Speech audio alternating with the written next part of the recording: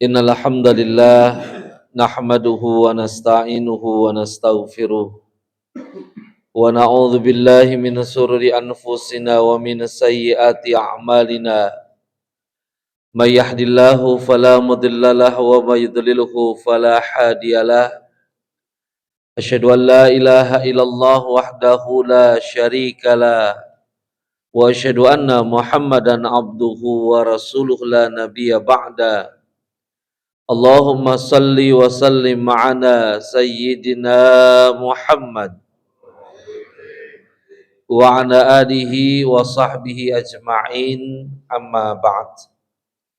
Faqad qala Allah ta'ala fi kitabihil karim a'udzu billahi minasyaitonir rajim ya ayyuhalladzina amanu taqullaha wa la tanzur nafsum ma qaddamat lighad wattaqullaha innallaha khabirum bima ta'malun. Sadaqallah wa sadaqa Rasulullah sallallahu alaihi wasallam. Yang saya hormati para athatis, para hujaj, pengurus Masjid Kuba, bapak-bapak, ibu-ibu haji dan bapak-bapak, ibu-ibu calon haji, yang insyaallah kita semuanya dimuliakan dan dirahmati oleh Allah Subhanahu wa taala. Pertama-tama marilah kita panjatkan puja dan puji kita kehadirat Allah Subhanahu wa taala.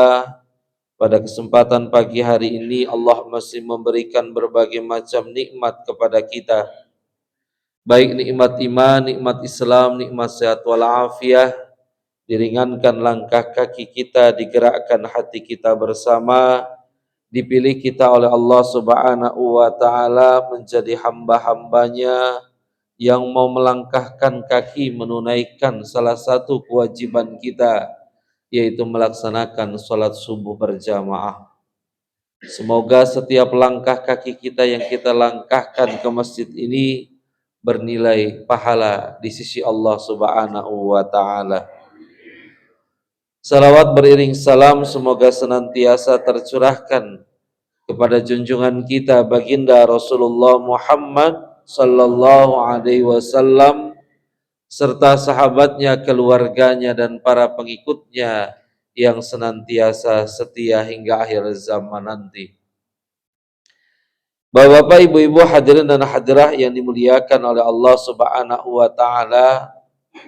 Hari ini kita berada di tanggal 1 Muharram 1447 Hijriah.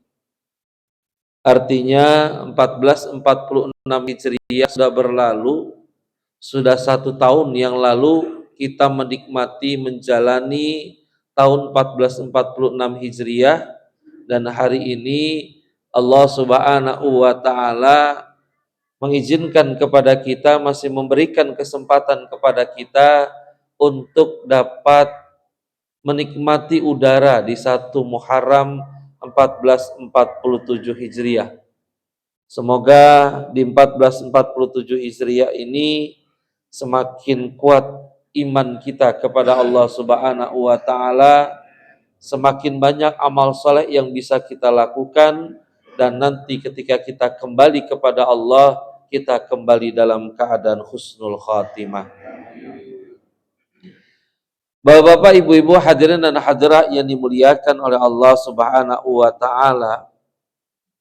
Di dalam Al-Qur'an, di ayat yang tadi di awal saya bacakan, surat Al-Hasyr, Allah Subhanahu wa taala berfirman, a'udzubillahi minasyaitonir rajim. Ya ayyuhalladzina amanu taqullaha wal tanzur nafsum ma qaddamat lighad. Hai orang-orang yang beriman, hendaklah masing-masing diri mempersiapkan bekal apa yang akan dibawa untuk hari esok. Bekal apa yang akan dipersiapkan untuk hari esok. Ini Allah Subhanahu wa taala mengingatkan kepada kita semuanya. Yang dimaksud dengan hari esok di sini adalah bekal apa yang akan kamu bawa untuk hari akhiratmu. Karena hidup di dunia ini tidak akan selama-lamanya. Kita semua ini akan kembali kepada Allah.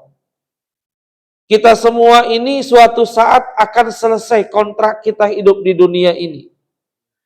Dan ketika kita di tahun ini, di hari ini memperingati 1447 Hijriah, pada dasarnya Bapak Ibu, umur kita itu bertambah atau berkurang?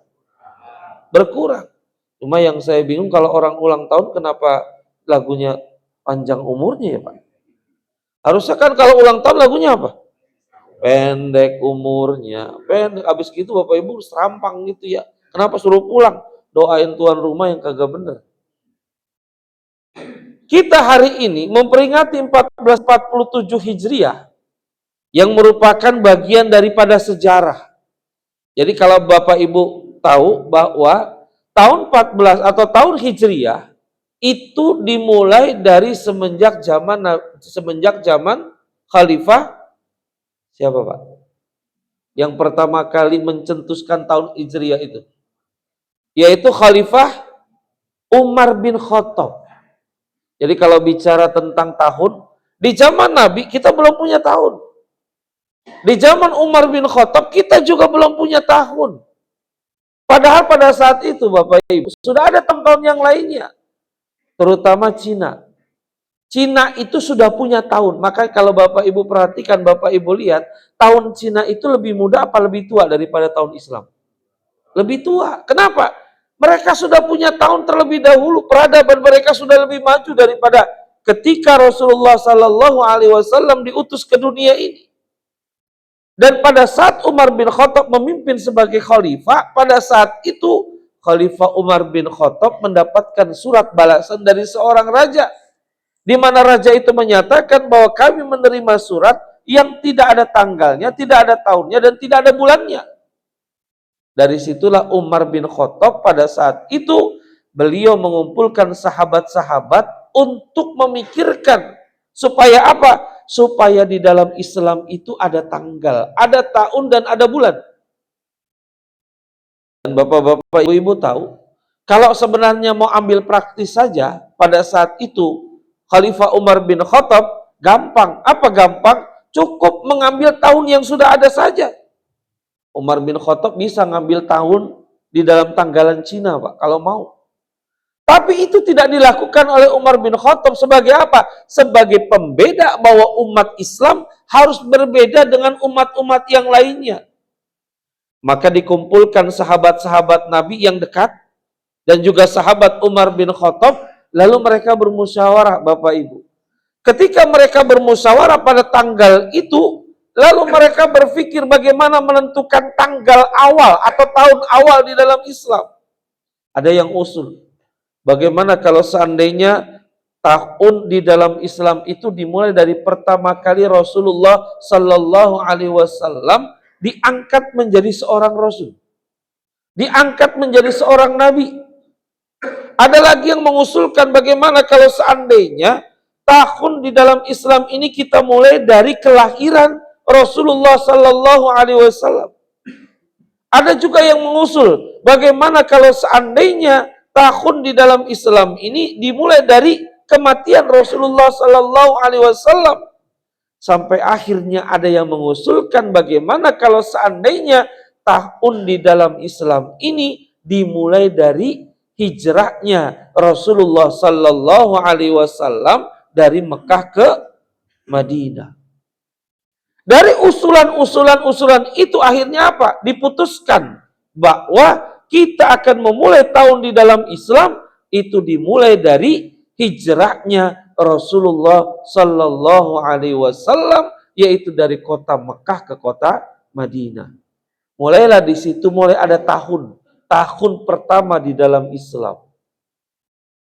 Nah, Bapak-bapak, Ibu-ibu yang dimuliakan oleh Allah Subhanahu wa taala. Kalau bicara tentang hijrah, hijrah ini kan ada dua makna. Kita sering mendengar nih Pak. Yang pertama hijrah maknanya apa? Meninggalkan. Kata hijrah itu artinya apa? Meninggalkan atau berpindah. Itu namanya hijrah. Hajaro, hijrah itu berpindah, meninggalkan. Meninggalkan apa? Meninggalkan yang pertama itu meninggalkan kota Mekah. Bapak Ibu, kalau Bapak Ibu tahu sejarah hijrah, sebenarnya Rasulullah Sallallahu Alaihi Wasallam dan para sahabat itu hijrahnya yang pertama bukan ke Madinah. Ada yang tahu kemana Pak? Mana? Ceger. Ceger. Kemana Pak? Yasrib. Yasrib itu nama lain dari kota Madinah. Jadi sebelum diganti jadi Madinah Al-Munawwarah, namanya kota Yasrib. Kemana Pak? Yaman. Yaman. Apa sate Padang gitu. Ke Taif? Bukan Pak. Jadi pertama kali Rasulullah Sallallahu Alaihi Wasallam memerintahkan kepada kaum muslimin dan beberapa sahabat itu hijrah. Hijrahnya kemana? Ke Habasyah Bapak Ibu. Di mana itu Habasyah? Sekarang itu Habasyah posisinya ada di Ethiopia. Kenapa kok hijrah? Kenapa kok Rasulullah Sallallahu Alaihi Wasallam memerintahkan kaum muslimin pada saat itu sebagian untuk hijrah ke Habasyah? Karena penderitaan kaum muslimin yang luar biasa. Pada saat itu kaum muslimin sudah disiksa Pak. Bahkan keluarga Amr bin Yasir itu nggak tanggung-tanggung disiksanya. Dibunuh keluarganya. Ibunya itu, kalau Bapak Ibu tahu, penyiksaannya itu disiksanya sampai apa? Sampai beliau meninggal dunia, itu ditusuk kemaluannya. Saking kejamnya orang-orang kafir Quraisy pada saat itu, mereka tidak suka umat Islam itu ada di kota Mekah. Maka karena penyiksaan sudah sangat luar biasa, Rasulullah Sallallahu Alaihi Wasallam memerintahkan kepada sebagian kaum muslimin, karena di kota Habasyah itu atau di negeri Habasyah itu ada seorang raja, Raja Najasyi namanya, di mana raja itu terkenal sangat adil. Beliau tidak suka dengan kezoliman. Beliau sangat adil, mengayomi semua siapapun yang masuk ke kota Habasyah pada saat itu. Mereka lindungi, mereka ayomi.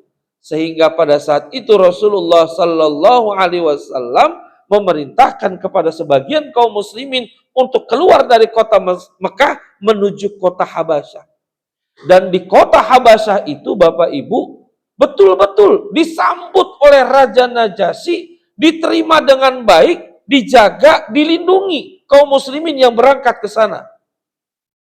Tapi ternyata ketika kaum muslimin itu pergi ke Habasyah, ke Ethiopia untuk hijrah di sana, orang musyrik Mekah ini tetap tidak terima. Lalu mereka berupaya bagaimana caranya menarik kembali orang yang ada di Habasyah itu kembali lagi ke Mekah. Maka diutuslah 2 orang untuk datang ke sana, ke negeri Habasyah. Ketika mereka diutus ke negeri Habasyah, Pak, pada saat itu strategi yang mereka lakukan apa? Sebelum mereka bicara dengan Raja Najasyi ini, di negeri Habasyah ini, maka yang mereka lakukan adalah mereka persiapkan sebagian harta. Mereka siapkan dirham, mereka siapkan dinar. Untuk apa? Diberikan kepada pemuka-pemuka agama yang ada di sana. Jadi ini strategi Pak. Biasanya kalau mau ngomong sama penguasa, supaya penguasanya itu nurut, tunduk sama yang diomongin, sama yang diucapin, caranya gimana? Sogok dulu tuh pemuka-pemuka agama. Itu kayak cerita di negeri apa itu Pak? Konoha Pak, Konoha. Jadi caranya begitu. Dan itu terjadi dulu. Mereka datang ke sana, ketika mereka datang ke sana, itu mereka betul-betul sogok Pak. Jadi pemuka-pemuka agama itu disogok sebelum mereka ketemu dengan Raja Najasyi. Dan pada saat mereka bertemu dengan Raja Najasyi, pada saat itulah mereka datang ke sana menghadap Raja Najasyi, lalu bercerita. Yang diceritakan itu yang jelek-jelek. Orang ini kabur karena punya masalah, orang ini kabur dari Mekah karena begini, begitu. Sampai supaya Raja Najasyi itu percaya, supaya mengembalikan orang-orang itu ke Mekah. Tapi inilah Raja Najasyi. Beliau itu orang yang adil. Beliau tidak hanya mendengar dari satu pihak saja. Sehingga apa yang dilakukan? Orang-orang yang dari Mekah itu sebagai perwakilan dipanggil sama Raja Najasyi.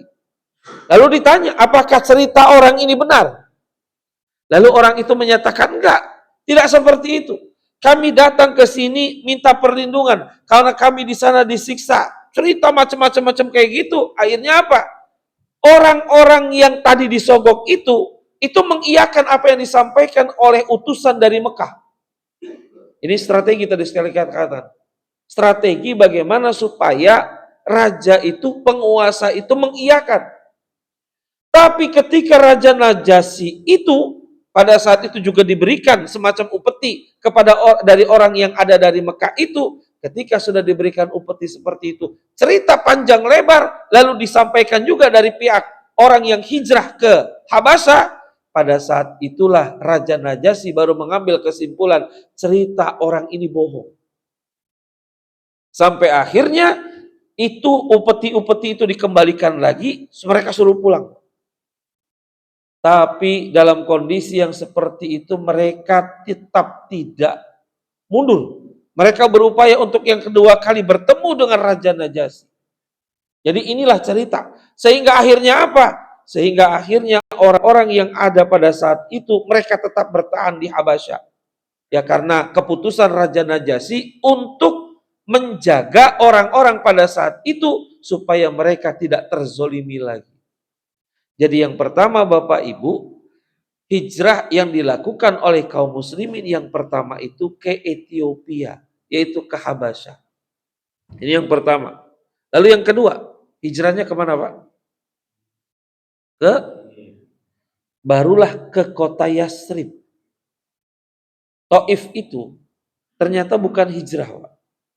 Taif itu hanya Rasulullah Sallallahu Alaihi Wasallam itu ingin minta perlindungan dan menyampaikan dakwah di sana.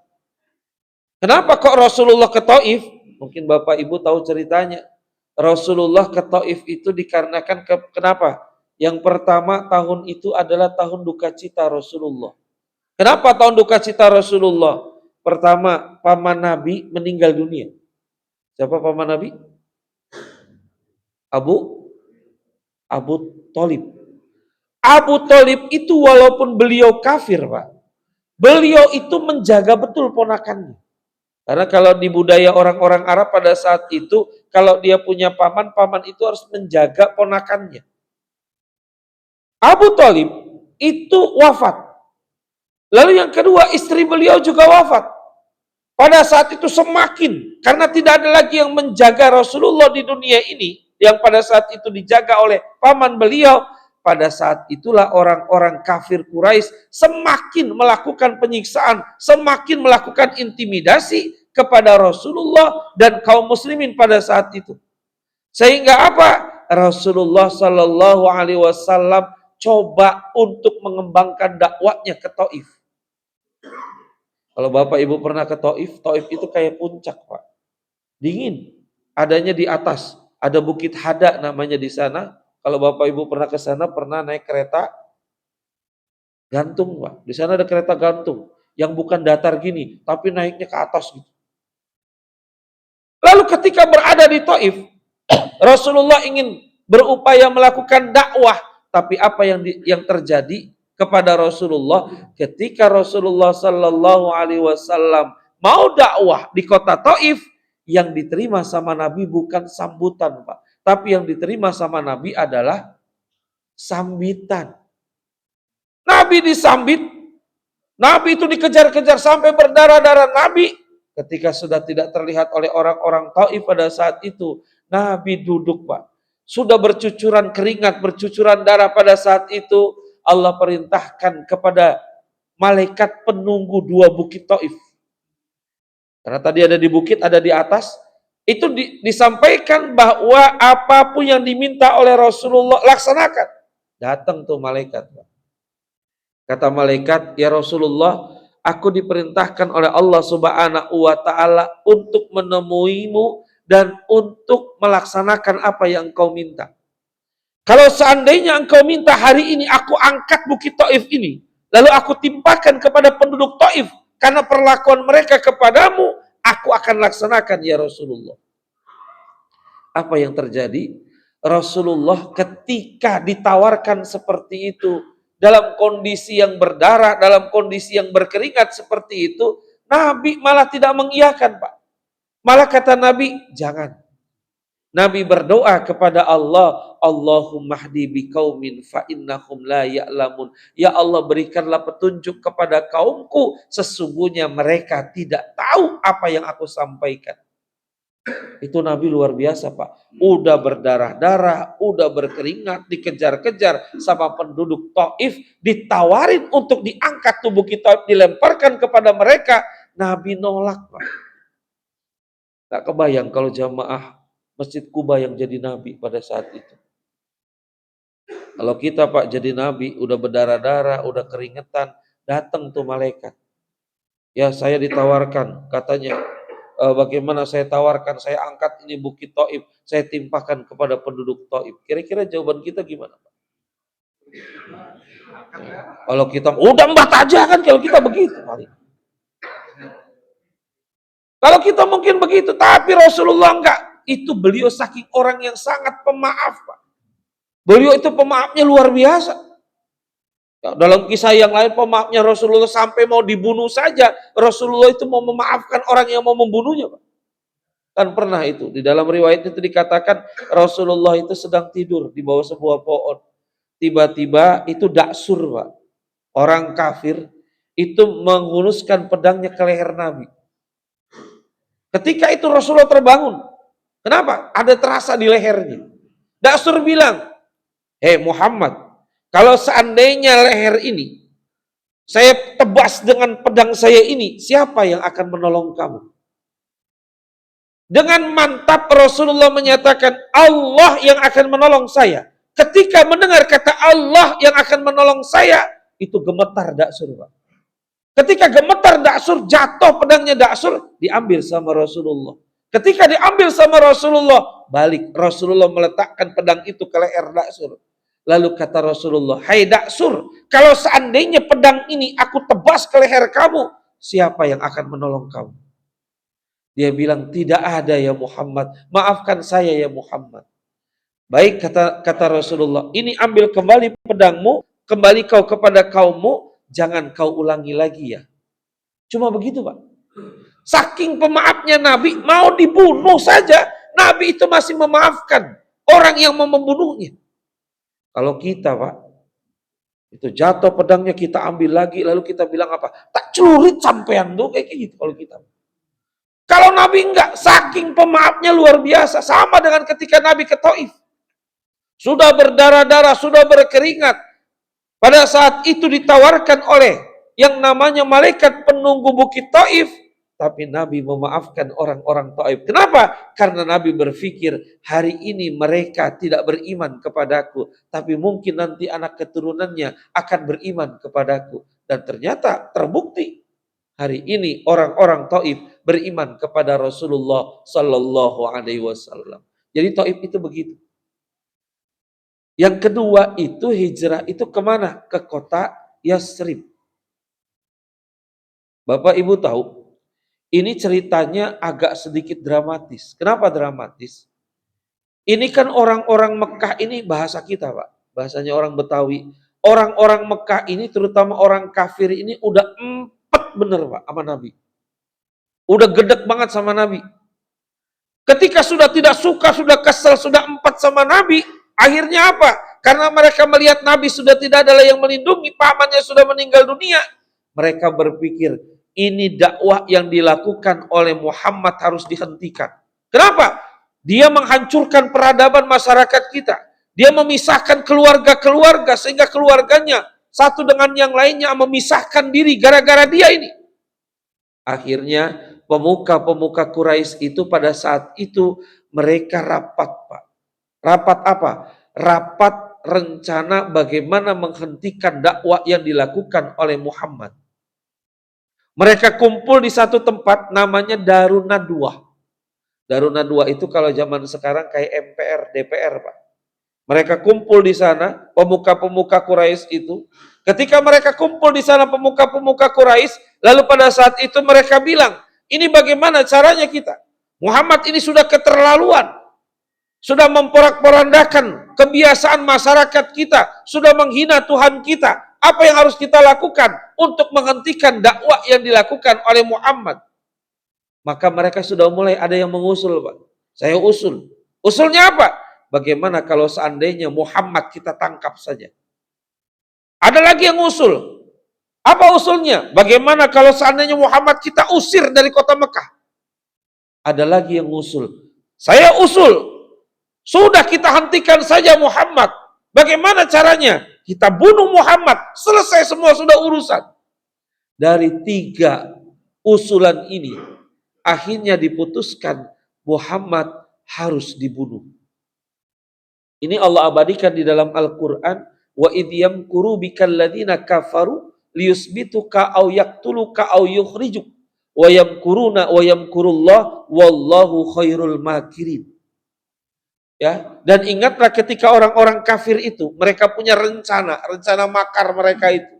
Mereka hendak menangkap kamu, mereka hendak membunuh kamu, mereka hendak mengusir kamu. Wa yamkuruna wa yamkurullah. Mereka punya rencana makar kata Allah, tapi Allah juga punya rencana makar. Wallahu khairul makirin, dan Allah sebaik-baiknya pembuat makar. Maka hari itu ketika mereka sepakat Muhammad harus dibunuh, bagaimana caranya? Kita kumpulkan pemuda-pemuda Quraisy yang gagah berani. Kita akan berikan hadiah. Siapa yang bisa membunuh Muhammad, kita akan berikan 1000 ekor onta. Maka ketika mereka selesai pulang dari rapat pada saat itu, mereka sepakat, ini rapat rahasia. Tidak ada satu orang pun yang boleh tahu, tidak boleh ada yang bocor bahwa nanti malam kita akan melakukan pembunuhan kepada Muhammad. Setuju? Setuju semuanya. Pulang, Pak. Sampai di rumah biasa, bapak-bapak kalau habis rapat di kantor, ketemu sama istrinya. Dia bilang apa? Mah, kenapa Pak? Tadi Papa rapat. Rapat apa? Muhammad nanti malam mau dibunuh. Mau dibunuh? Iya mau dibunuh. Tapi jangan bilang siapa-siapa ya, Mah. Itu istrinya datang ke tukang sayur, lagi ke warung sayur. Ketemu sama temennya. Jeng. Ada apa, Po? Tahu nggak Jeng? Tahu apa? Suami saya tadi ikut rapat. Rapat apa? Nanti malam Muhammad mau dibunuh. Mau dibunuh Muhammad? Iya mau dibunuh. Tapi jangan bilang siapa-siapa ya. Jangan bilang siapa-siapa. Jangan bilang siapa-siapa. Akhirnya apa? Sekota Mekah tahu nanti malam Muhammad mau dibunuh. Ketika sudah menjelang sore, itu pemuda-pemuda Quraisy sudah mulai siap-siap menuju rumah Rasulullah Muhammad Sallallahu Alaihi Wasallam. Kondisi kota Mekah tegang pada hari itu. Kenapa? Akan ada pembunuhan kepada Muhammad. Lalu ketika pemuda-pemuda Quraisy itu sudah datang ke rumah Rasulullah, sudah mengepung rumah Rasulullah, di rumah Rasulullah itu cuma ada Rasulullah dan Ali bin Abi Thalib.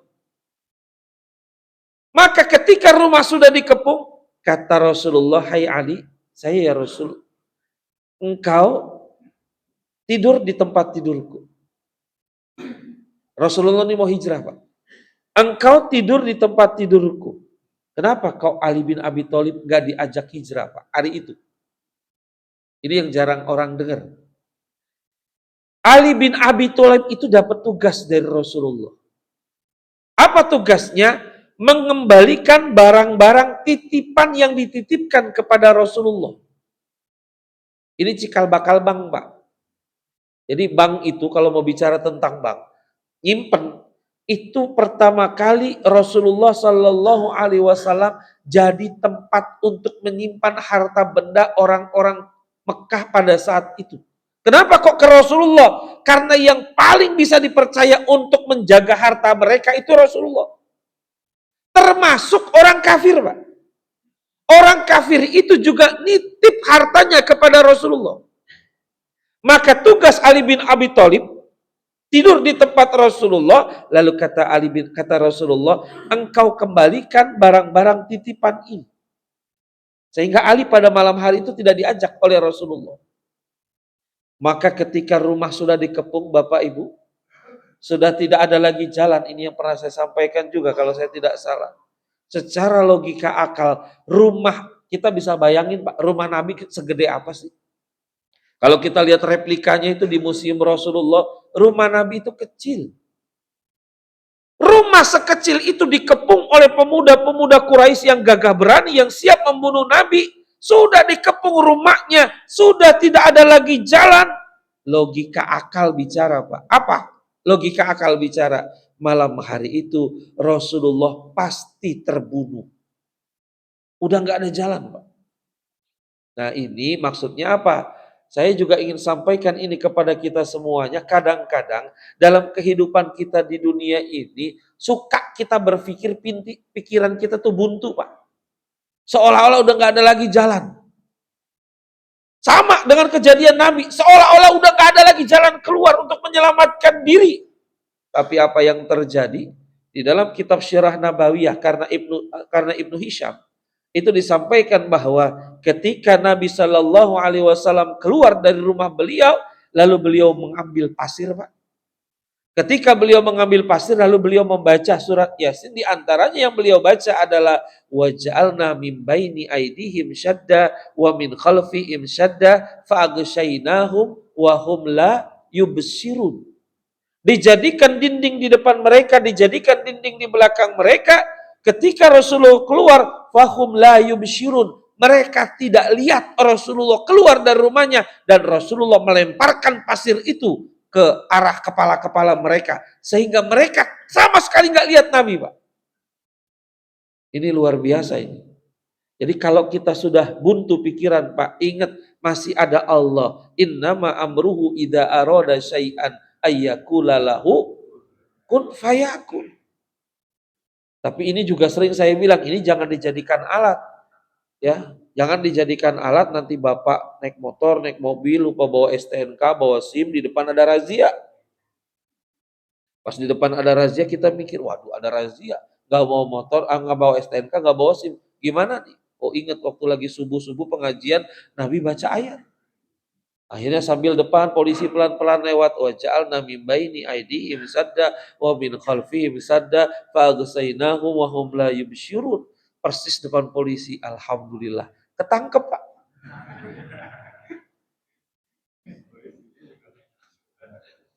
Nggak mempan kali sama kita kalau gitu ayatnya. Ini artinya apa? Rasulullah sudah keluar dari rumahnya. Logika akal nggak mungkin keluar, Pak. Sudah dikepung. Tapi lihatlah, ternyata beliau bisa keluar dari rumahnya tanpa dilihat oleh pemuda-pemuda Quraisy yang akan membunuh beliau. Jadi ini Rasulullah Shallallahu Alaihi Wasallam malam hari itu hijrah dari Mekah ke Madinah. Sebelum hijrah beliau itu mampir dulu, Pak. Di mana? Di Gua Sur. 3 hari beliau berada di Gua Sur bersama dengan Abu Bakar Siddiq, melihat situasi dan kondisi. Bahkan di Gua Sur itu, Bapak Ibu, Rasulullah itu ternyata dikejar oleh orang-orang kafir. Kenapa dikejar? Itu kalau seandainya orang kafir itu melihat ke dalam lubang goa, udah kelihatan betul, Pak, Nabi dan Abu Bakar.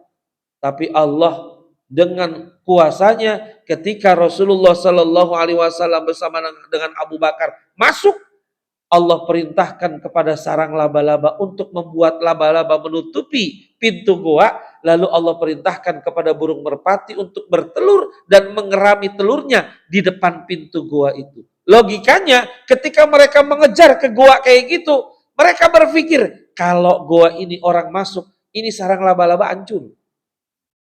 Kalau ada orang masuk ke goa ini burung merpati pasti terbang, gak bakal ngeremin di sini. Tapi sekali lagi, dengan kuasa Allah ditutup itu dengan sarang laba-laba, lalu ada burung merpati yang mengerami telurnya, selamat Rasulullah dari kejaran orang-orang kafir. 3 hari Rasulullah ada di dalam gua itu, dan di dalam gua itu pun sama, ada cerita yang luar biasa yang dialami oleh Abu Bakar. Ketika berada di dalam gua itu, Rasulullah tertidur di pangkuan Abu Bakar. Dan ketika tertidur di pangkuan Abu Bakar, tiba-tiba keluar ular, Pak. Ular. Dan ularnya berbisa. Ya, ketika keluar ular seperti itu, diusir oleh Abu Bakar. Tapi karena Abu Bakar tidak ingin mengganggu tidurnya Rasulullah, akhirnya apa? Beliau tidak maksimal mengusir ular itu, sampai akhirnya Abu Bakar Siddiq pada saat itu digigit sama ular yang berbisa itu. Walaupun sudah digigit, Abu Bakar tetap tidak mau mengganggu tidurnya Rasulullah sampai menahan sakit luar biasa, menangis Abu Bakar saking menahan sakitnya, menetes air mata Abu Bakar terkena kepada pipi Rasulullah yang sedang tidur di pangkuan Abu Bakar. Bangun Nabi. Ketika dibangun Nabi, ditanya sama Rasulullah, ada apa engkau menangis wahai Abu Bakar? Aku tadi digigit ular. Kenapa kau tidak bangunkan aku? Aku tidak ingin membangunkan engkau, mengganggu engkau ya Rasulullah. Sampai akhirnya itu bekas gigitan itu disedot oleh Rasulullah Sallallahu Alaihi Wasallam, lalu dibuang oleh Nabi, lalu otomatis Pak sembuh langsung tuh gigitan ular yang terjadi pada Abu Bakar Siddiq. Bapak Ibu yang dimuliakan oleh Allah Subhanahu Wa Taala, berapa lama Rasulullah Sallallahu Alaihi Wasallam hijrah dari Mekah ke Madinah? Bapak Ibu tahu berapa lama? Perjalanan dari Mekah ke Madinah berapa lama? Hijrahnya? Lebih kurang 16 hari Bapak Ibu. Bisa dibayangkan tuh perjuangan Nabi untuk menegakkan Islam. 16 hari.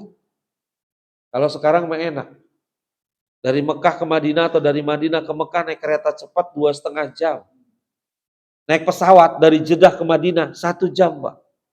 Dulu kendaraan belum ada. Belum ada itu yang namanya Mercy, belum ada itu yang namanya kereta, belum ada itu yang namanya pesawat, belum ada itu yang namanya BMW, belum ada itu yang namanya baby Benz, belum ada Pak. Dulu kendaraan yang paling canggih namanya Onta Benz. Itu yang paling canggih Pak. 16 hari. Ya, Rasulullah itu baru sampai. Dan sampainya kemana? Yang pertama Nabi ke masjid. Masjid ini nih Pak. Masjid Kuba. Ya, jadi masjid yang paling pertama didirikan sama Nabi itu masjid Kuba, bukan Masjid Nabawi, Pak. Masjid Kuba dulu. Ya. Masjid Kuba. Dan ketika Rasulullah sudah sampai di sana disambut oleh orang-orang Ansor yang menyambut Rasulullah dan Abu Bakar, dan yang uniknya, Pak, ketika disambut itu Rasulullah dan Abu Bakar, ketika beliau itu sampai di Madinah, orang-orang karena pada saat itu belum ada teknologi kayak sekarang, belum ada WA, belum ada medsos, mereka nggak tahu yang namanya Muhammad itu yang mana, yang namanya Nabi Muhammad itu yang mana, mereka nggak tahu. Sampai akhirnya mereka kepikir terbalik Pak. Abu Bakar itu dianggap sebagai Nabi. Kenapa? Penampilannya lebih siap, lebih oke daripada Nabi pada saat itu, karena perjalanannya sangat jauh. Dan ketika Rasulullah Shallallahu Alaihi Wasallam sudah berada dan sudah sampai di Madinah Al Munawwarah, dari Kuba baru ke Madinah, dan di Madinah itu Rasulullah Shallallahu Alaihi Wasallam ditawarin Pak, udah tidur di tempat saya saja, sudah menginap di tempat saya saja, tapi Nabi nggak mau. Kata Nabi, biarkan onta ini berjalan, dan di mana onta itu berhenti, disitulah saya akan bermalam, disitulah saya akan membuat rumah. Maka benar ontanya jalan berhenti, dan disitulah Rasulullah Shallallahu Alaihi Wasallam pada saat itu membuat rumah dan beliau tinggal di situ, yang sekarang kita kalau ke Masjid Nabawi posisinya ada di samping Raudhah. Itu rumah Rasulullah Shallallahu Alaihi Wasallam. Ini hijrah secara fisik Pak. Ya, secara fisik hijrahnya yaitu bergerak, berpindah, meninggalkan kota Mekah ke kota Yasrib, yang akhirnya diganti oleh Rasulullah namanya Madinah Al-Munawwarah, yaitu kota yang bersinar-sinar. Nah, yang kedua, makna hijrah yang berikutnya adalah berubah, Pak.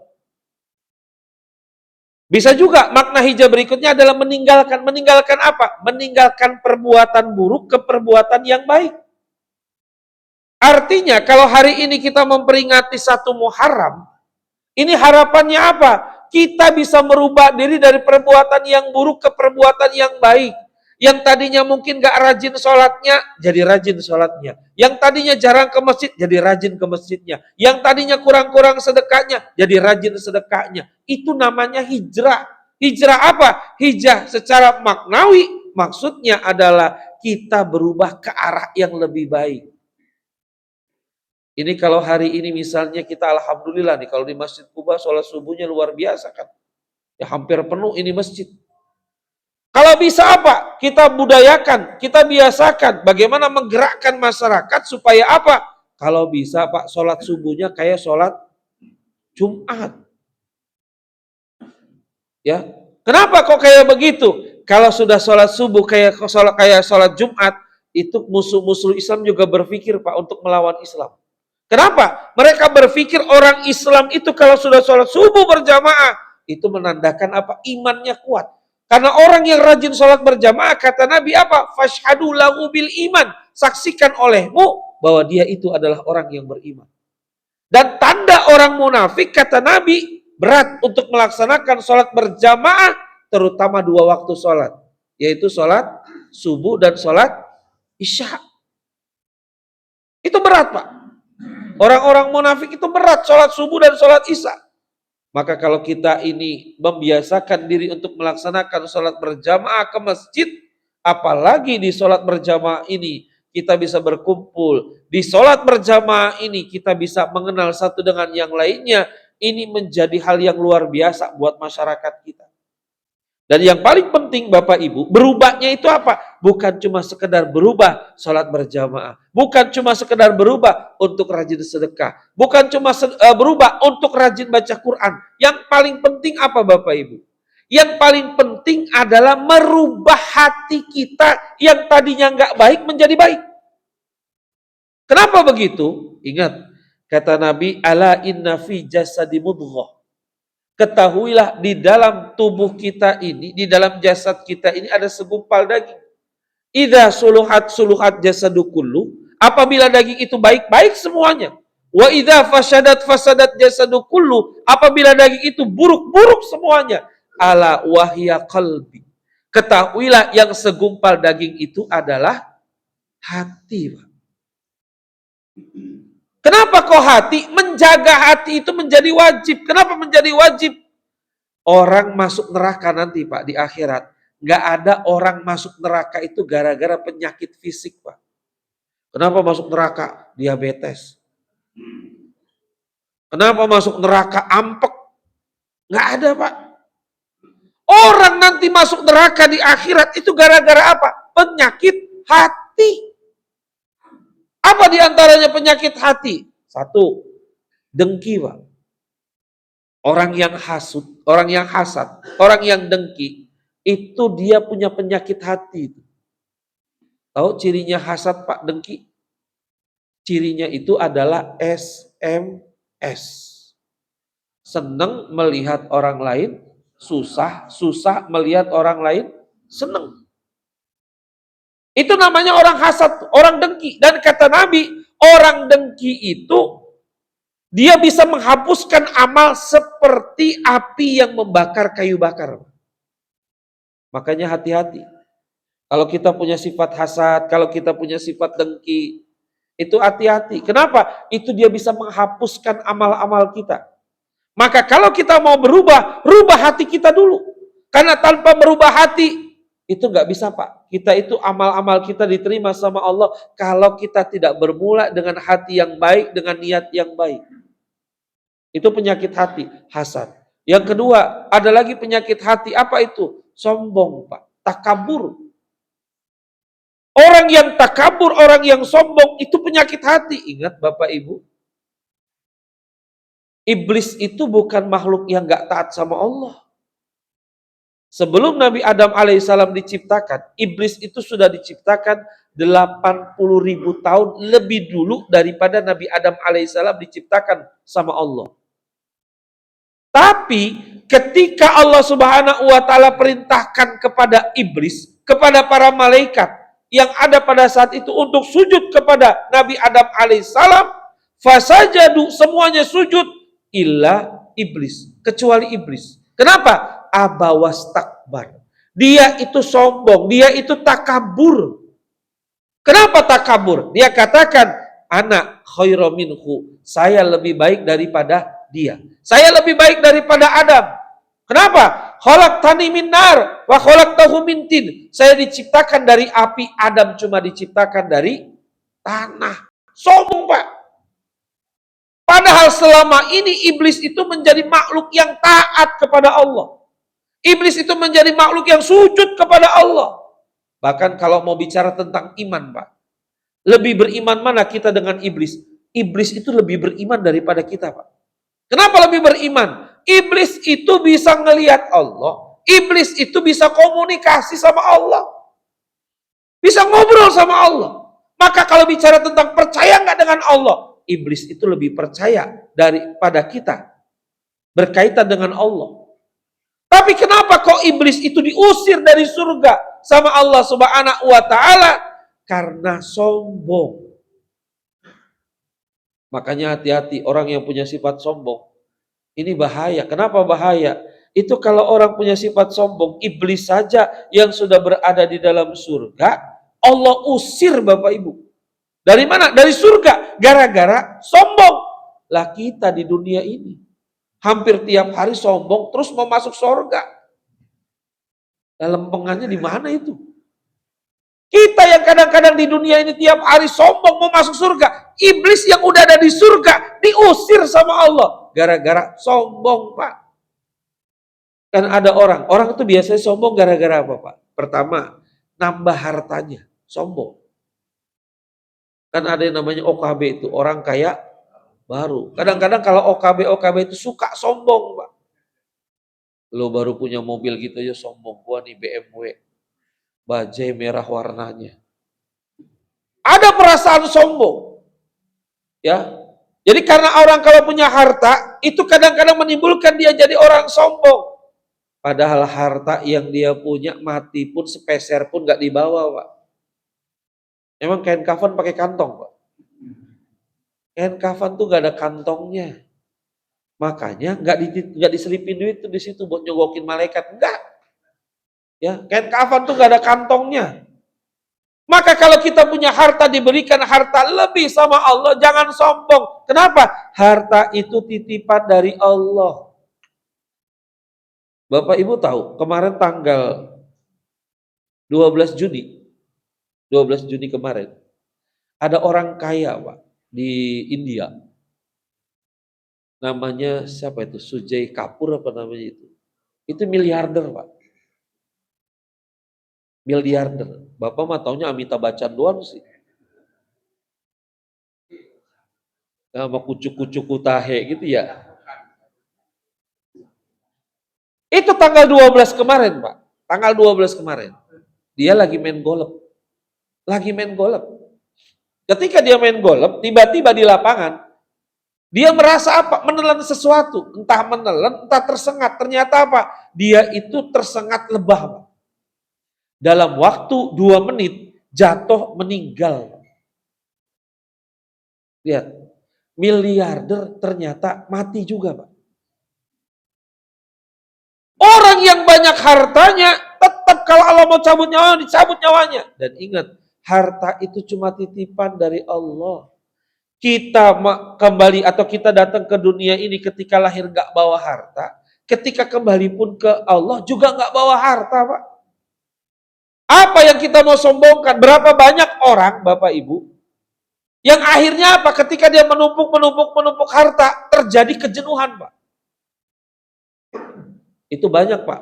Miliarder karena yang duitnya banyak kayak begitu, akhirnya apa? Jenuh jadi orang kaya. Semua hartanya disedekahkan. Semua hartanya diberikan kepada lembaga sosial. Kenapa? Jenuh jadi orang kaya, Pak. Bahkan kan ada cerita itu. Saya lupa namanya siapa itu. Di zaman dulu. Jadi dia itu orang kaya. Rezekinya gampang aja. Sampai sakingnya dia bosen jadi orang kaya apa-apa. Saya pengen gak mau mikirin harta nih. Udahlah mendingan saya menyendiri aja. Gimana caranya? Udahlah saya mendingan di penjara aja katanya begitu.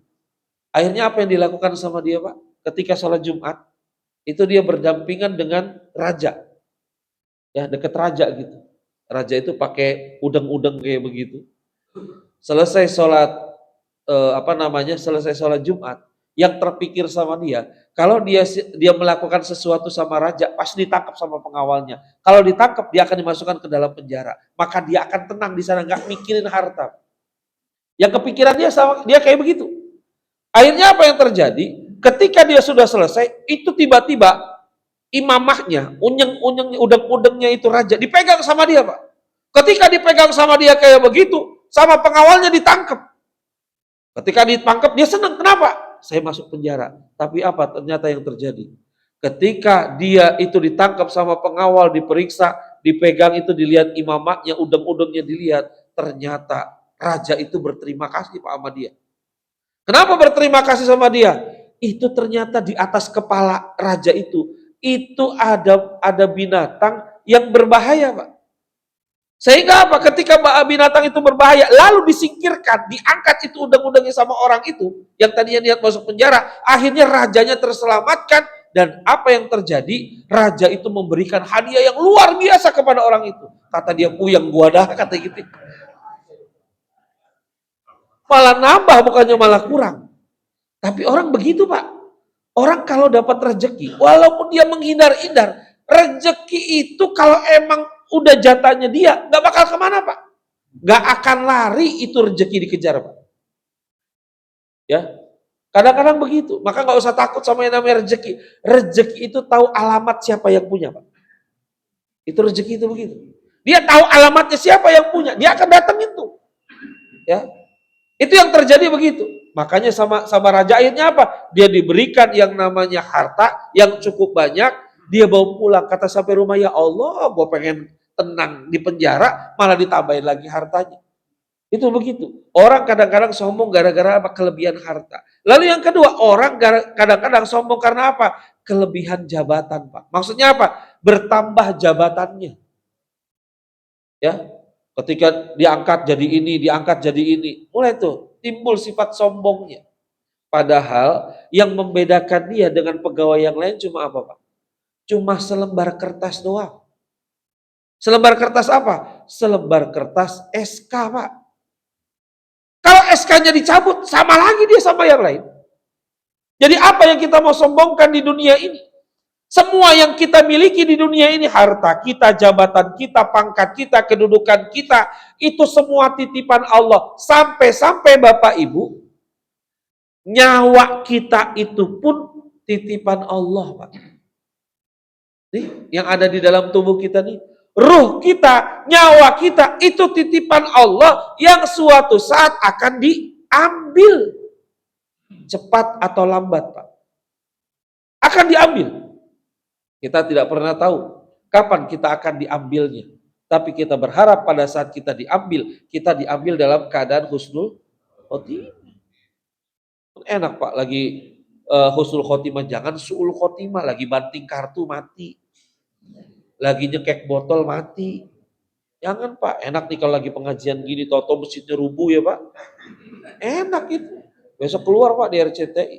Jamaah Masjid Kuba ketika sedang mendengarkan kajian subuh, masjidnya rubuh, seluruh jamaahnya meninggal dunia. Wah, kecuali ustadznya. Enak aja loh. Kan saya bilang, Mas, saya mah terserah sama Allah, Pak. Kalau bapak-bapak, ibu-ibu duluan, saya belakangan, Mas, saya nggak apa-apa. Atau sebaliknya, saya belakangan, bapak-bapak, ibu-ibu duluan, saya mah nggak apa-apa beneran. Saya mah ikhlas. Atau saya duluan nyolatin bapak-bapak, ibu-ibu, nggak apa-apa saya mah. Ya, begitu. Jadi artinya apa? Semangat hijrah ini yang dilakukan sama Nabi dan juga sebagai catatan buat kita adalah jadilah orang yang lebih baik dari yang sebelumnya. Itu Pak niatin. Kenapa? Sekali lagi umur kita nggak ada yang tahu.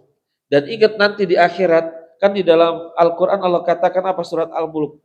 Alladzi khalaqal mauta wal hayata liyabluwakum ayyukum ahsanu amala.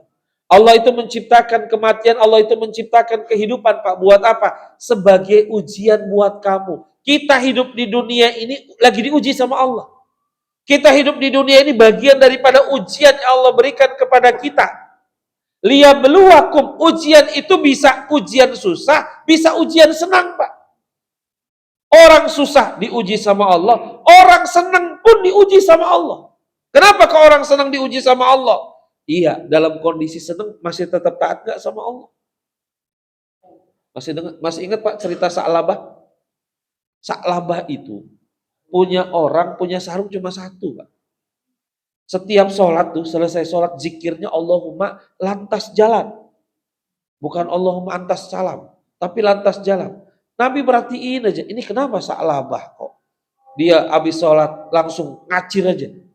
Tanya sama Nabi, Sa'labah, kalau habis sholat zikirlah sebentar. Jangan langsung pulang. Kata Sa'labah, ya Rasulullah, saya ini cuma punya sarung satu, saya harus gantian sama istri saya. Mau sholat. Itu saking miskinnya Sa'labah. Lalu kata Sa'labah, ya Rasulullah, karena udah kadung ditanya, tolong doakan saya jadi orang kaya ya Rasulullah. Kata Nabi, Sa'labah, coba pikirin dulu kamu jadi orang kaya. Nanti kamu nyesel. Enggak ya Rasulullah. Coba pikirin dulu. Pulang tuh Sa'labah. Besoknya ketemu sama Nabi. Nabi tanya, gimana? Sudah dipikirin? Sudah ya Rasulullah. Terus gimana? Saya minta tolong didoakan ya Rasulullah, saya jadi orang kaya. Akhirnya didoakan sama Nabi. Jadi orang kaya, setelah selesai didoakan sama Nabi, dikasih kambing Pak, satu. Perempuan. Lagi hamil, gak punya suami. Kambing mah biarin aja gak punya suami. Kambing. Kata Rasulullah, ini kamu jaga kambing ini, kamu kembang biakan kambing ini, dibawa pulang. Ternyata benar Pak, kambingnya hamil, lahir, banyak. Ketika sudah banyak, apa yang terjadi sama Sa'labah? Ketika sudah banyak, yang tadinya Sa'labah datang ke masjid sebelum azan, menjelang qomat baru datang ke masjid. Yang tadinya Sa'labah itu sholatnya 5 waktu di masjid, mulai perlahan-lahan beberapa sholat gak di masjid. Yang tadinya rajin ke masjid tiap 5 waktu, ke masjid cuma sholat Jumat doang. Maka kata Rasulullah, taballaka Sa'labah, celaka itu Sa'labah. Kenapa? Tadinya dia dalam kondisi tidak punya, rajin ke masjid, tapi giliran udah punya, dia lupa ke masjid. Makanya tadi saya katakan, ujian itu bisa dalam kondisi senang, Pak. Maka kita lagi susah kek, mau senang kek, tetap rajinlah hadir ke masjid. Ini ujian dari Allah. Kita hidup di dunia ini lagi diuji sama Allah. Liyabluwakum, ujian buat kamu. Nanti kata Allah, liyabluwakum ayyukum ahsanu amala. Siapa di antara kamu, nanti Allah akan lihat di akhirat. Yang Allah lihat apa? Allah nggak lihat siapa di antara kamu yang paling banyak hartanya. Enggak, Pak. Allah nggak akan lihat siapa di antara kamu yang tinggi jabatannya. Enggak. Tapi Allah bilang apa? Liyabluwakum ayyukum ahsanu amala. Siapa di antara kamu yang paling baik amalnya. Baik Bapak Ibu yang dimuliakan oleh Allah, saya lupa. Tadi mau tanya jawab ya. Udah kesiangan. Tapi mungkin ini saya sampaikan, mudah-mudahan ada manfaatnya. Mungkin kalau ada 1-2 pertanyaan, saya berikan kesempatan kepada Bapak Ibu semuanya. Silakan Pak. Iya, bentar. Ya. Pak Ustadz, ini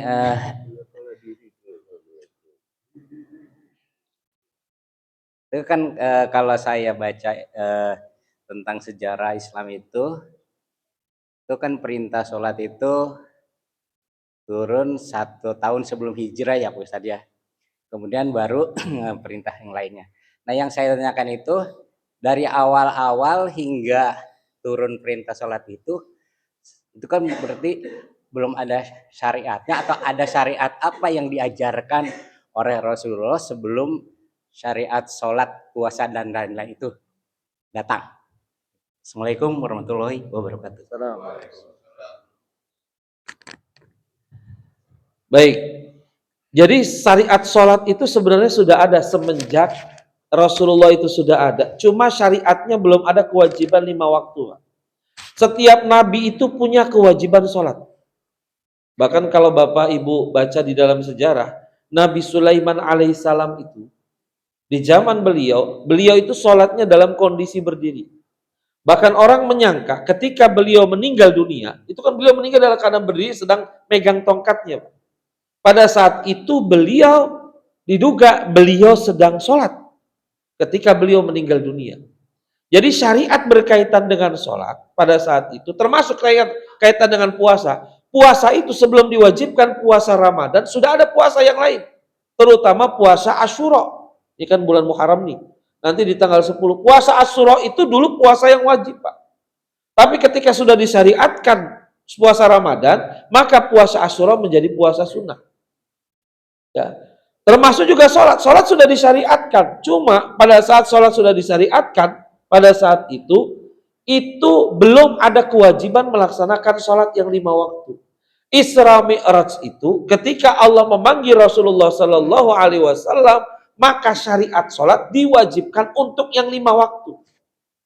Ya, jadi kalau bicara tentang Isra Mi'raj, kalau bicara tentang kewajiban sholat yang 5 waktunya baru pada saat Isra Mi'raj. Tapi sebelumnya kewajiban syariat sholat itu sudah ada. Gitu Pak. Tapi belum 5 waktu, belum ada kewajiban 5 waktu, tapi sudah ada. Jadi kira-kira gitu ya Pak. Ya. Ada lagi Bapak Ibu? Ya Pak, silakan.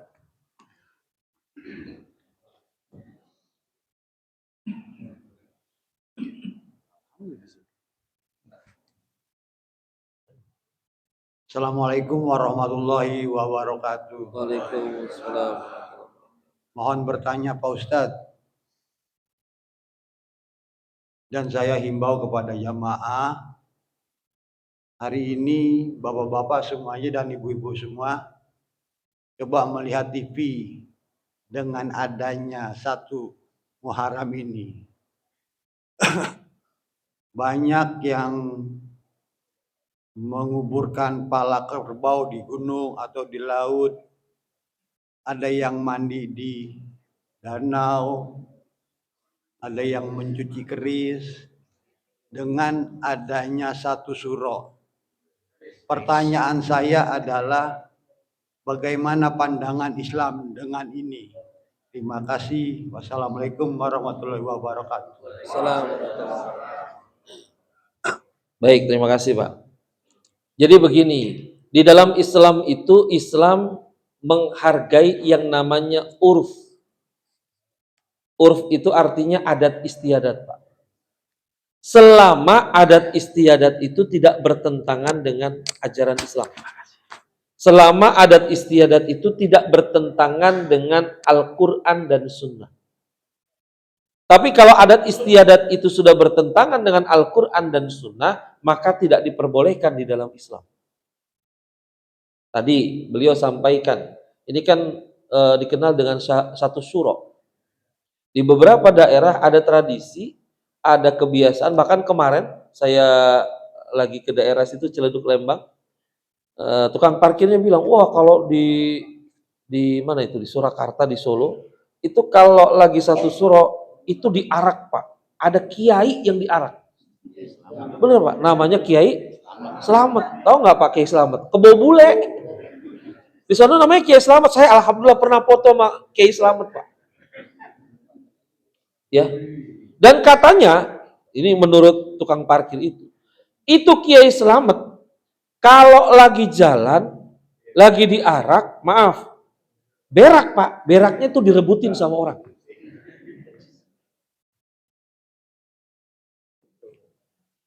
Ini dengan apa? Dengan harapan itu ada kepercayaan bahwa kotorannya Kiai Selamat ini itu bisa memberikan manfaat, bisa memberikan macam-macam Pak buat orang yang ngambil kotoran itu.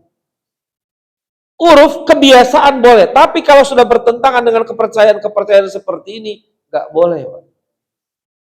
Nggak boleh. Ya, termasuk sedekah bumi, sedekah laut, bahwa penguasa lautlah yang bisa menjaga, mendamaikan supaya lautnya tidak tsunami atau buminya tidak gempa bumi. Dia percaya sama penunggu bumi, penunggu laut, yang dimaksud adalah bangsa-bangsa makhluk halus, Nyi Roro Kidul. Saya kalau ke Parangtritis Pak, nggak boleh pakai baju ini katanya. Ya, nggak boleh pakai baju hijau katanya.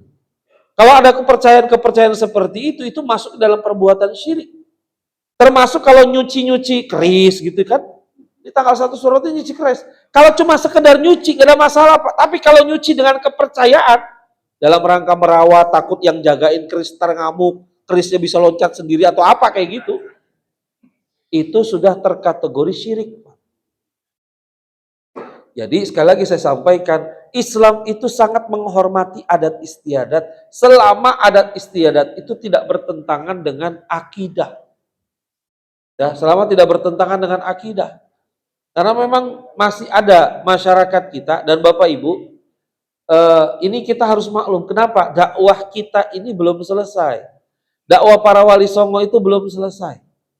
Saya Pak, kalau lagi jalan ke Jogja gitu misalnya, atau ke daerah-daerah dekat Jogja, Magelang, di sana kan banyak candi ya Pak. Ada Candi Borobudur, ada Candi Prambanan, ada Candi Mendut, ada macam-macam candi. Saya kepikiran saya gini Pak, kepikiran saya. Ini dulu hebat ya, ulama-ulama bahkan mungkin wali songo itu hebat. Kenapa? Ini saya yakin dulu daerah Jogja, daerah Jogja, Magelang, Solo gitu.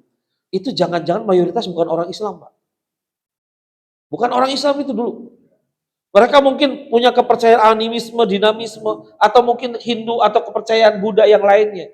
Tapi lihat dengan dakwah mereka, menyusup kayak begitu mereka dakwah, dengan smooth, mereka tidak konfrontasi dengan masyarakat pada saat itu, mereka coba menyisipkan kebudayaan-kebudayaan dengan ajaran Islam. Lihat, sekarang mayoritas Jogja Solo itu mayoritas Islam, Pak. Walaupun mungkin masih ada kepercayaan-kepercayaan kayak begitu. Jadi yang kayak begitu jangan kita vonis langsung menyalahkan blek neraka, nggak begitu Pak. Bapak Ibu tahu itu yang namanya wali songo untuk mendakwah melalui melalui budaya. Salah satunya apa? Melalui wayang Pak. Lalu orang yang masuk ke sana, karcisnya bayarnya pakai apa? Sahadat Pak. Makanya ada namanya kalimatus sodu ya. Ya. Gitu ya Pak. Ada begitu. Itu mereka caranya begitu. Dan nanti pada saat pertunjukan wayang itu yang diceritakan adalah tentang sejarah Islam.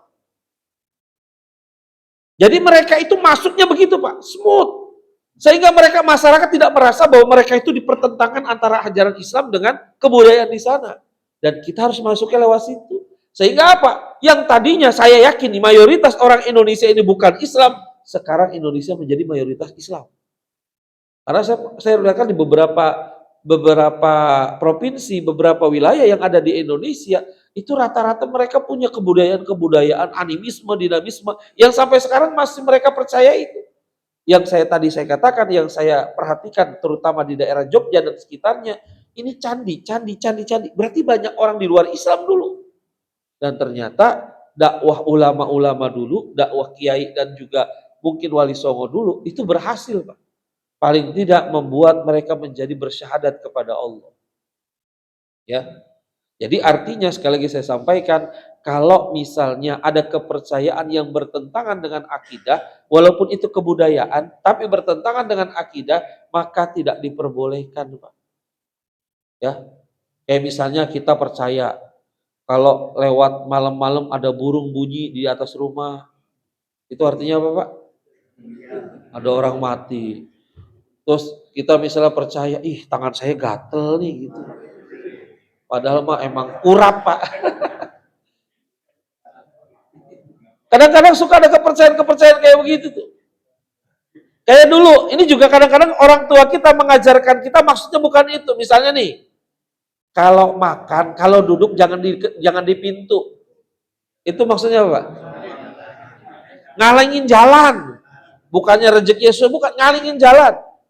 Terus kalau nyapu yang bersih, kalau nggak bersih ntar lakinya bewokan, kan gitu Pak. Itu maksudnya apa? Orang tua gitu ngajarin itu supaya kalau nyapu itu yang bersih, yang benar gitu loh.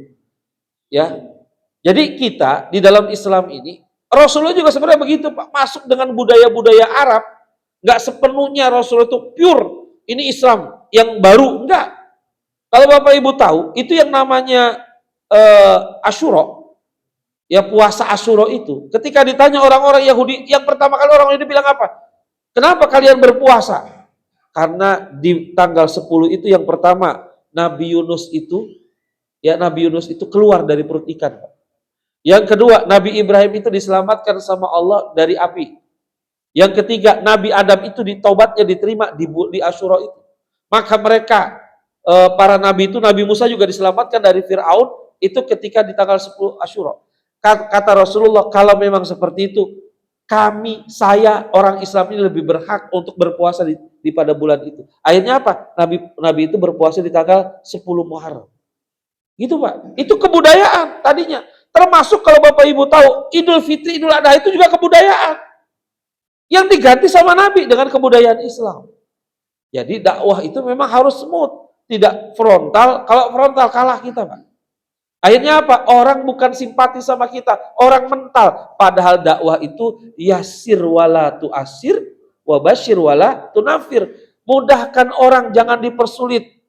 Gembirakan orang, jangan ditakut-takutin. Orang kalau didakwakan, neraka, neraka, neraka. Akhirnya apa? Gak mau ngaji, Pak. Gak mau sholat. Kenapa? Neraka. Gitu. Nabi itu kalau dulu mau keras-kerasan sama orang, Islam itu udah selesai, Pak. Nabi ke masjid tidak diludahin. 3 hari berturut-turut ke masjid diludahin. Hari keempat gak ada yang ngeludahin. Nabi nanya, kemana orang yang ngeludahin? Lagi sakit ya Rasul. Nabi cepet-cepet sholat ke masjid, lalu pulang ke rumahnya, nanya ada makanan apa, dibawa makanan buat bingkisan orang yang sakit. Sampai di sana orang sakit tuh yang tadinya ngeludahin Nabi, itu gemeteran, Pak. Kenapa? Dia pikir Nabi itu mau balas dendam. Tapi Nabi malah nanya, Nabi malah doain supaya dia cepat sembuh. Akhirnya apa? Gara-gara kayak gitu, dia masuk Islam, Pak. Saking lihat akhlak Nabi. Coba kalau seandainya Nabi pada saat itu kasar sama orang yang ngeludahin Nabi. Diludahin. Terus ketika diludahin kayak begitu, ketika hari keempat gak ada yang ngeludahin. Mana nih orang yang ngeludahin saya? Lagi sakit ya Nabi. Biarnya mampus kan gitu. Orang kabur, Pak. Ini dakwah nih Nabi kayak begitu, Pak. Gak berkeras-keras. Ya. Kenapa? Karena Nabi itu dakwahnya sentuhan hati, Pak. Yang disentuh sama Nabi itu hati. Sehingga apa? Orang kafir saja, ini orang kafir, Pak. Orang kafir saja mau menerima ajaran Islam. Harusnya orang Islam lebih mudah menerima ajaran Islam. Harusnya begitu, Pak. Orang kafir aja mau menerima ajaran Islam. Jadi gitu ya Pak kira-kira. Jadi kalau kebudayaan yang tidak bertentangan dengan ajaran Islam, apalagi ada kepercayaan kepada selain Allah, itu nggak boleh. Tapi kalau kebudayaan masih sejalan dengan Islam, itu masih diperbolehkan di dalam Islam. Namanya urfa. Ya, Bu, ada namanya urf. Makanya dalam 5 hukum Islam salah satunya menempatkan urf, menempatkan adat di dalam hukum Islam. Karena memang Islam sangat menjaga yang namanya budaya selama tidak bertentangan. Gitu ya, Pak? Baik. Ya, cukup Bapak Ibu? Baik, Bapak Ibu, mari kita sama-sama bermunajat kepada Allah. Mudah-mudahan di tahun baru ini Allah memberikan kebaikan kepada kita semuanya. Allah memberikan kemudahan dalam segala urusan kita, diberikan kita keluarga yang sakinah, mawaddah, warahmah, diberikan putra-putri yang saleh dan salihah. Kita awali doa kita baca umul kitab surat Al-Fatihah. Al-Fatihah. A'udzubillahi minasyaitonir rajim. Bismillahirrahmanirrahim. Alhamdulillahirabbil alamin. Arrahmanirrahim. Maliki yaumiddin. Iyyaka na'budu wa iyyaka nasta'in. Shiratal mustaqim. Shiratal ladzina an'amta 'alaihim ghairil maghdubi 'alaihim. Astaghfirullahaladzim. Nauzubillahi minasyaitonir rajim. Bismillahirrahmanirrahim. Hamdan yu'afini ni'amahu wa yukafihu mazidah. Ya Rabbana lakal hamdu kama yanbaghi lizzadadi wajhikal karimi wa li'azimi sultani. Allahumma salli ala Sayyidina Muhammad wa ala ali Sayyidina Muhammad. Allahumma inna nas'aluka salamatan fid din wa afiyatan fil jasad wa ziyadatan fil ilmi wa barakatan fil rizki wa taubatan qoblal maut wa rahmatan indal maut wa maghfiratan ba'dal maut. Allahumma hawwin 'alaina fi syakaratil maut wa najata minan nar wal afwa indal hisab. Rabbana zalamna anfusana wa illam taghfir lana wa tarhamna lanakunanna minal khasirin. Rabbana ighfir lana wa liwalidayna warhamhum kama rabbawna shighara. Rabbana hab lana min azwajina wa dhurriyyatina qurrata a'yun waj'alna lil muttaqina imama. Rabbana atina fid dunya hasanah wa fil akhirati hasanah wa qina adzabannar. Subhana rabbika rabbil izzati amma yasifun wa salamun alal mursalin walhamdulillahi rabbil alamin. Subhanakallahumma bihamdika asyhadu an la ilaha illa anta astaghfiruka wa atubu ilaik. Billahi fisabilil haq. Assalamualaikum warahmatullahi wabarakatuh.